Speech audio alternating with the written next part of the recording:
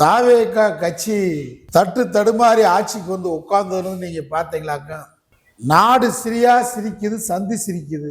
ஒரு பக்கம் குடிமயங்கள்லாம் போய், எந்த குடிமயன் தெரியுமில்ல, தமிழ் குடிமயங்க நம்ம ஆளுக டாஸ்மாக் குடிமயங்க போய் விஜய் பேச்சை கேட்டுக்கிட்டு நாங்கள் பாட்டிலுக்கு 10 ரூபா மேலே தரமாட்டோம், எங்கள் தளபதி விஜய் சொல்லிட்டாருன்னு தகராறு பண்ணுறாங்க. Okay sir. இன்னைக்கெல்லாம் புதுக்கோட்டையில் பார்த்தா, புதுக்கோட்டை மயிலாடுதுறையில் டாஸ்மாக் கடை 2 மணி நேரம் திறக்கல. டாஸ்மாக் ஊழியர்கள் போராட்டம். என்னன்னு கேட்டால், நாங்கள் 30 ரூபா 140 ரூபாய்க்கு தான் சரக்கா, அதை 30 ரூபா சேர்த்து வச்சு 170க்கு விற்கிறாங்கண்ணா. என்னன்னு கேட்டால் என்ன சொல்கிறான், ஒரு டாஸ்மாக் கடைக்கு ஒரு டாஸ்மாக் ஊழியர் தான் இருக்கும்.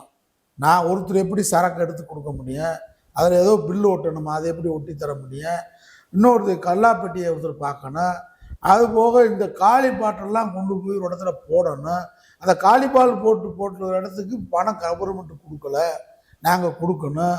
இந்த 3 ஊழியர் எக்ஸ்ட்ரா ஊழியர் வச்சுருக்கிறேன், இதுக்கு நாங்கள் கொடுக்கணும், இதுக்கெல்லாம் 30 ரூபா வாங்கினா தான் கட்டும்.